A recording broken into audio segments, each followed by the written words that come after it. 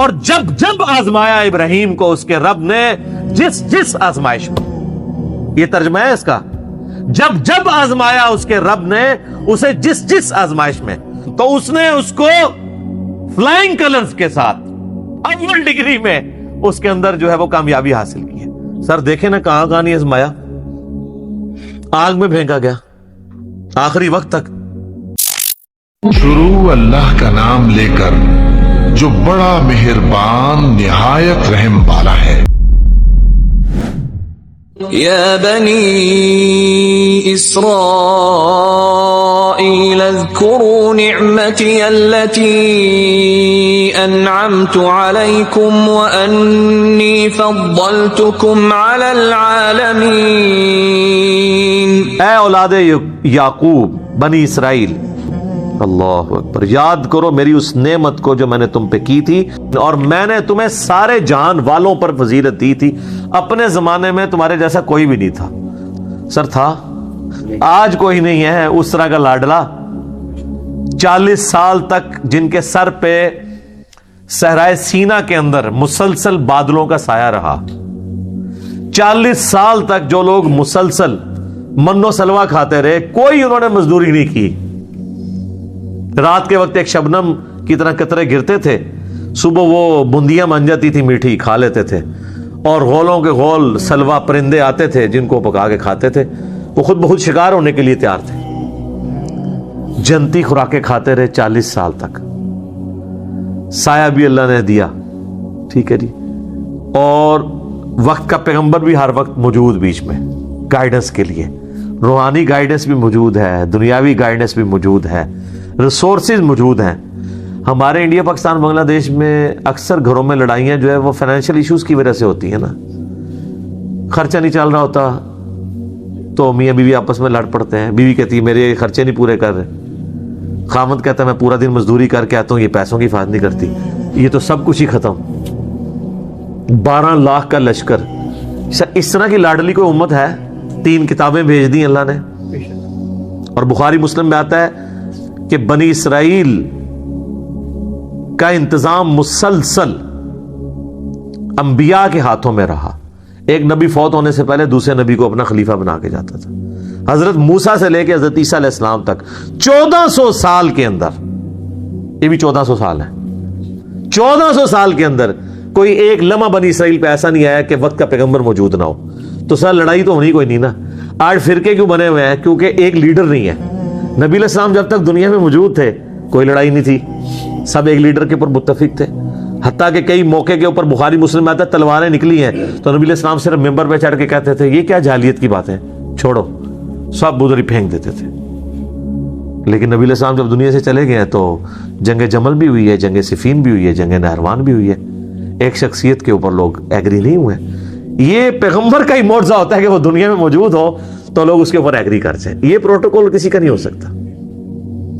اور آخرت جب آنے والی ہوگی قیامت کا دن، اس سے پہلے جو نشست ثانیہ اسلام کی ہونی ہے اس میں بھی آپ دیکھیں کہ حضرت امام مہدی علیہ السلام تو انیشل مسلمانوں کے لیڈر کے طور پہ آئیں گے نا، بعد میں جو لیڈرشپ ہے اصل میں وہ تو ایک پیغمبر کے ہاتھ میں آئے گی، حضرت عیسیٰ ابن مریم، وہ پیغمبر بھی ہوں گے اور امتی بھی ہوں گے، اور ان کی پیغمبری چھینی نہیں ہوگی اس امتی ہونے کی وجہ سے، کیونکہ بخاری مسلم میں حدیث ہے کہ اللہ تعالیٰ ان کو وحی کے ذریعے بتائے گا کہ انہوں نے آگے کیا کیا کرنا ہے، ٹھیک ہے، لیکن وہ اپنے جو اس وقت کے پولیٹیکل ایشوز ہیں اس کو لے کے چلیں گے، دین کے حوالے سے کوئی گائیڈ لائن نہیں ہوگی، کیونکہ صحیح مسلم میں الفاظ ہیں کہ عیسیٰ ابن مریم تم میں اتریں گے، اور بخاری مسلم دونوں میں حدیث ہے کہ عیسیٰ ابن مریم قیامت سے پہلے تم میں اتریں گے، صلیب کو توڑ دیں گے، خنزیر کو قتل کر دیں گے، جزیہ موقوف کر دیں گے، جزیہ لینے کی ضرورت نہیں پڑے گی، سارے مسلمان ہو جائیں گے اور دنیا میں امن قائم ہو جائے گا۔ اور مسلم شریف کے الفاظ ہیں، وہ راوی کہتے ہیں کہ وہ تمہیں اللہ کی کتاب اور تمہارے نبی کی سنت کے مطابق چلائیں گے، یعنی کتابی، ظاہر ہے اس وقت اللہ کی کتاب بھی کتابی شکل میں ہوگی، نبی علیہ السلام کی سنت بھی کتابی شکل میں، ٹھیک ہے۔ تو انبیاء کرام علیہ السلام کے جو پیروکار بنیں گے انہی کے لیے خیر و بھلائی ہے اس دنیا میں بھی اور آخرت کی زندگی کے اندر بھی۔ انشاءاللہ تعالی.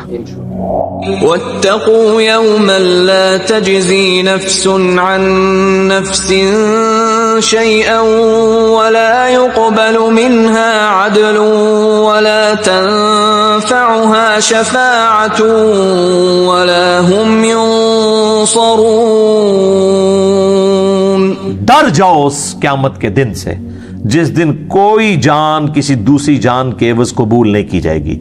یہاں وہ مشرکین عرب کے جو سردار تھے وہ کہتے تھے کہ ہمارے پیچھے چلو، کل کو پکڑ بھی ہوئی تو ہم اپنا آپ پیش کر دیں گے، تمہیں چھڑوا لیں گے.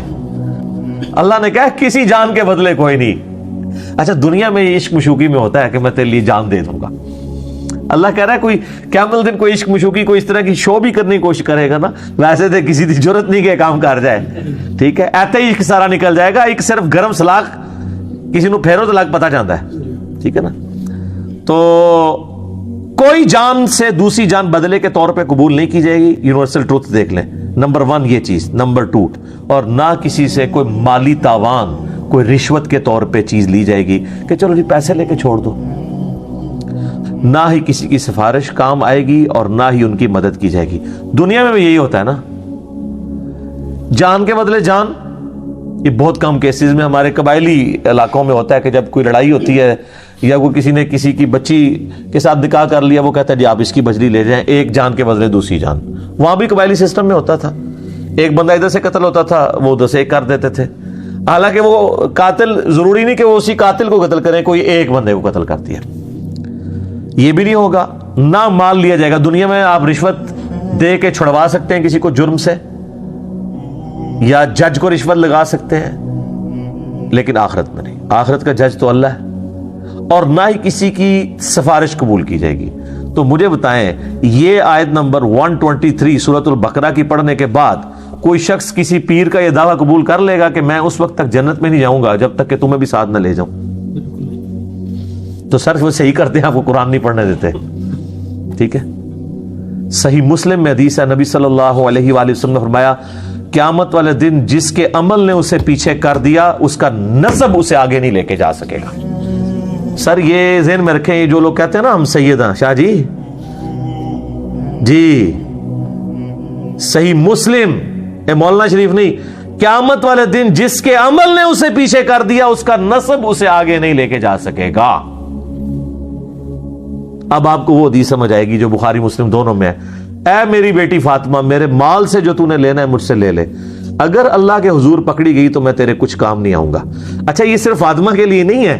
پھر نبی علیہ السلام نے کہا اے نبی کی پھوپھی تو بھی سن لے، اے نبی کے چچا تو بھی سن لے، اے نبی کے خاندان والوں تم بھی سن لو. حضور نے ایک ایک کو مخاطب کیا ہے. وہ قرآن میں آیت نازل ہوئی تھی نا کہ اپنے قریبی رشتہ داروں کو ڈر سنائیے، تو اس ڈر میں آپ نے اپنی پھوپھی کو مخاطب کیا، اپنے چچا کو مخاطب کیا، اپنی بیٹی کو مخاطب کیا. تو وہ یہی چیز ہے.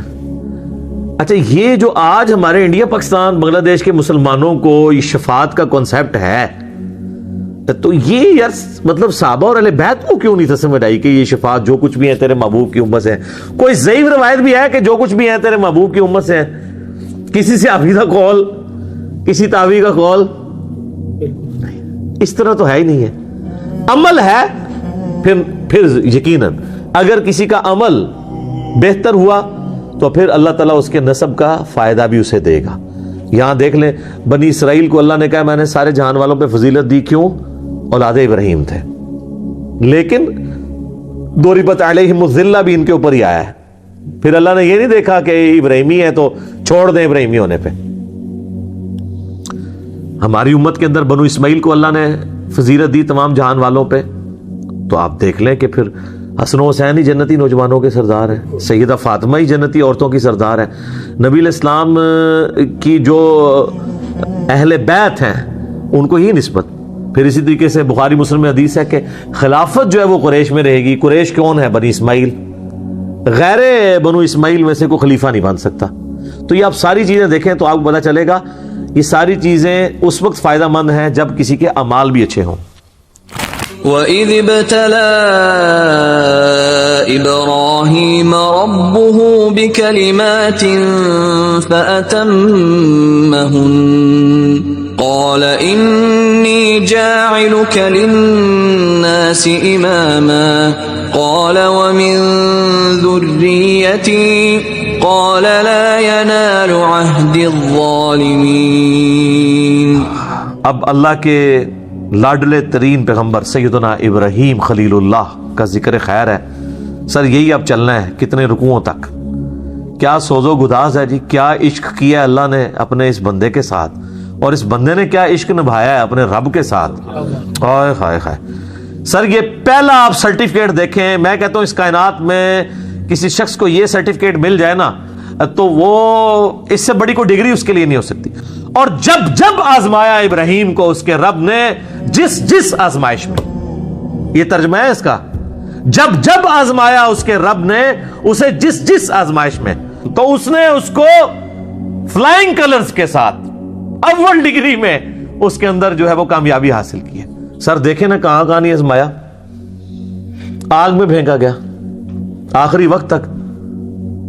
آپ کا کلام کیا ہے, صحیح بخاری کے الفاظ ہیں, آگ میں پھینکنے لگے ہیں حسبنا اللہ ونعم الوکیل.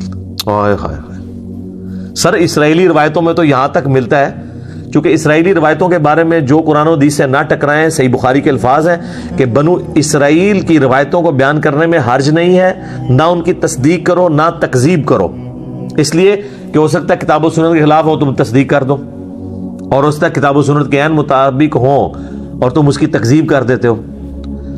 تو جو فٹ ان بیٹھتی ہیں ہم ان کو اس طریقے سے لیتے ہیں. تو یہ اسرائیلی روایتوں میں ملتا ہے یہودیوں کے ہاں کہ اس وقت اللہ تعالیٰ نے آزمائش کے طور پہ حضرت جبرائیل علیہ السلام کو انسانی شکل میں بھیجا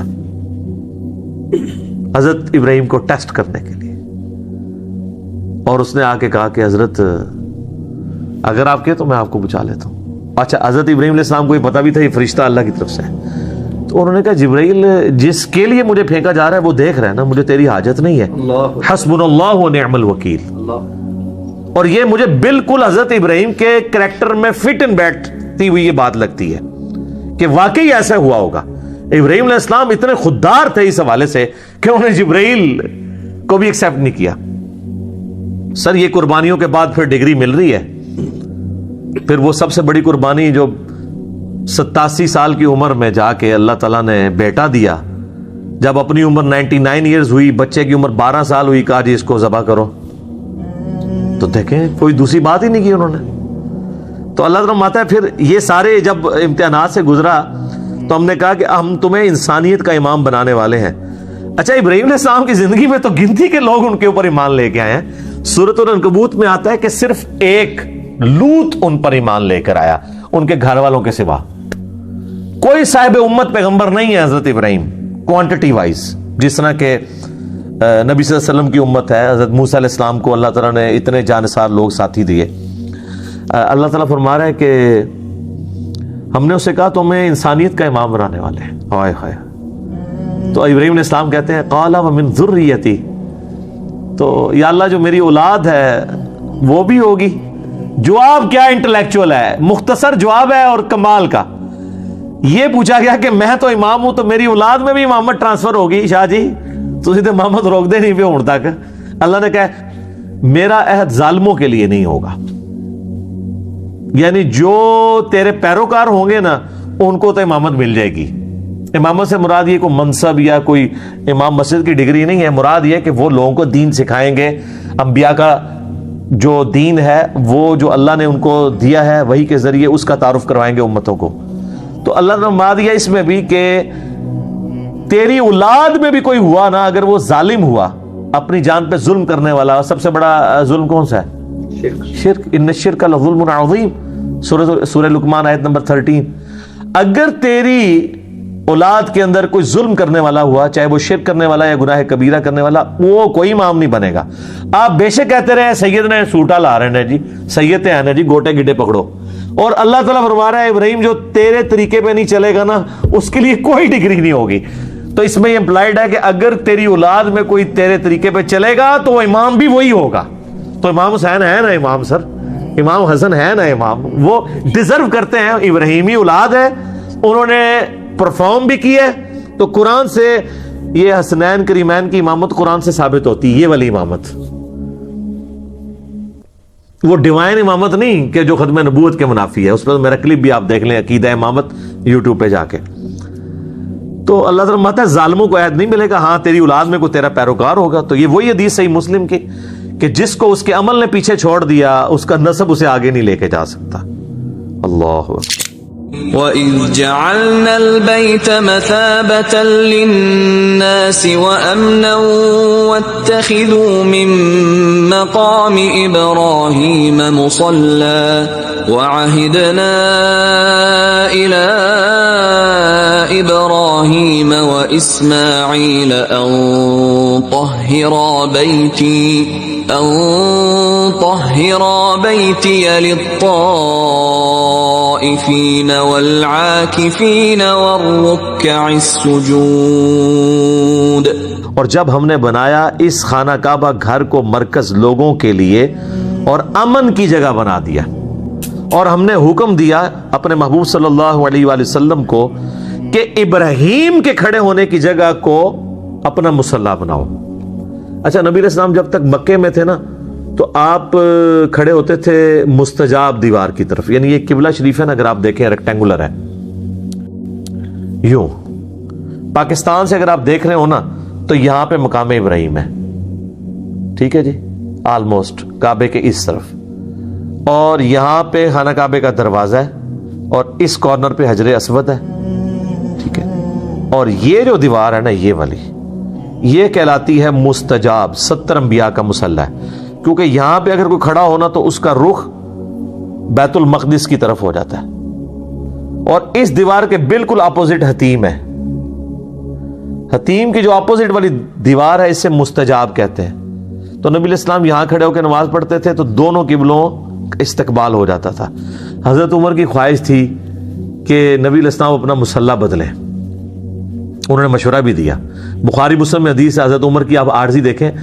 حضرت عمر کہتے ہیں کہ میں نے 4 باتوں میں اپنے رب کی موافقت کی. وہ یہ بھی کہہ سکتے تھے کہ میرے رب نے میری موافقت کی، کیونکہ مشورہ تو پہلے حضرت عمر نے دیا تھا، لیکن حضرت عمر کا یہ ماننا تھا کہ میرے دل میں بھی جو خیال آتا ہے نا وہ بھی تو اللہ کی طرف سے ہی آتا ہے. ایک انہوں نے کہا کہ میں نے نبی علیہ السلام کو مشورہ دیا تھا کہ ابراہیم کے کھڑے ہونے کی جگہ کو نا مصلی بنایا جائے. جب آپ یہاں پہ کھڑے ہوں گے تو پھر اعلانیہ ہوگا کہ اب وہ تو قبلہ گیا، اب صرف یہ ہے. تو دوسرا مشورہ دیا تھا کہ آپ کی جو ازواج ہیں یہ رات کو جب قضاء حاجت کے لیے نکلتی ہیں تو پردے کا حکم ان کو دیں، تو آیت پردہ نازل ہوگی. تیسرا، منافقین کا جنازہ آپ نہ پڑھیں، تو سورہ توبہ میں آگے آندہ آپ نے کسی منافق کا جنازہ نہیں پڑھنا. چوتھا، غزوہ بدر کے قیدی جو ہیں ان کو قتل کیا جائے. حضور رقیق القلب تھے، حضور نے فدیہ لے کے چھوڑ دیا، وہاں پہ بھی آیات نازل ہوئی کہ ان کو قتل کرنا چاہیے تھا، چلو اب جو ہوا وہ ٹھیک. یہ 4 باتوں پہ، اس میں سے ایک یہ تھی. مقام ابراہیم آج بھی موجود ہے، دیوار والی جہاں پہ خانہ کعبے کا دروازہ ہے اس والی دیوار میں سامنے آپ کو نظر آئے گا ہر عمرے کے اینڈ پہ، اور جب عام طواف بھی آپ کرتے ہیں 7 چکروں کے بعد وہاں پہ 2 نفل اس کی سیدھ میں پڑھنے ہوتے ہیں. وہ اس وقت یلو کلر کی آپ کو ایک سمجھ لیں 6 یا 7 فٹ کی ایک عمارت چھوٹی سی نظر آئے گی جو گرل سی بنی ہوئی ہے پیتل کی. اس کے اندر ایک پتھر ہے، وہ حضرت ابراہیم کی یاد کے طور پر موجود ہے، جس کے اوپر وہ کھڑے ہوتے تھے تو وہ جو حضرت ابراہیم علیہ السلام یعنی دیواریں اوپر جاتی تھی وہ پتھر بھی اونچا ہوتا جاتا تھا. اس وقت ظاہر کوئی کرین نہیں تھی، یہ اللہ کی طرف سے غیبی تھا معاملہ. تو اینڈ پہ اس پتھر کے اوپر حضرت ابراہیم علیہ السلام کے قدموں کے نشان بھی موجود ہیں، حالانکہ وہ ہارڈ چیز ہے، نرم چیز نہیں ہے. آج کل تو آپ ڈال سکتے ہیں نشان، سیمنٹ والی جگہ پہ ڈالیں بعد میں خشک کر لیں، لیکن ٹینچر پتھر کے اوپر، چٹیل پتھر کے اوپر یہ احتراماً اللہ تعالیٰ نے ایک معجزے کے طور، وہ آج تک وہ پتھر بھی وہاں موجود ہے، لیکن وہ آپ کو بڑی مشکل سے، ویسے اس کی تصویروں سے آپ اوپر سے جو لی ہوئی اندر سے اس میں سے آپ کو پاؤں کے نشان نظر آ جائیں گے ابراہیم علیہ السلام کے، باقی مشکل سے نظر آتے ہیں کیونکہ اس پتھر کے اوپر بھی انہوں نے ایک میٹل سا چڑھا دیا ہوا ہے تو وہ ایکزیکٹ اتنا وہ قریب سے نظر نہیں آتا.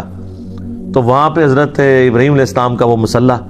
اور آپ دیکھیں انہوں نے جو سلطنت عثمانیہ کے اندر کم از کم 300 سال تک 4 مصلے ڈال کے رکھے، وہاں پہ بھی یہی جھگڑا رہتا تھا، تو وہ مصلی کوئی بھی تیار ہی نہیں ہوا.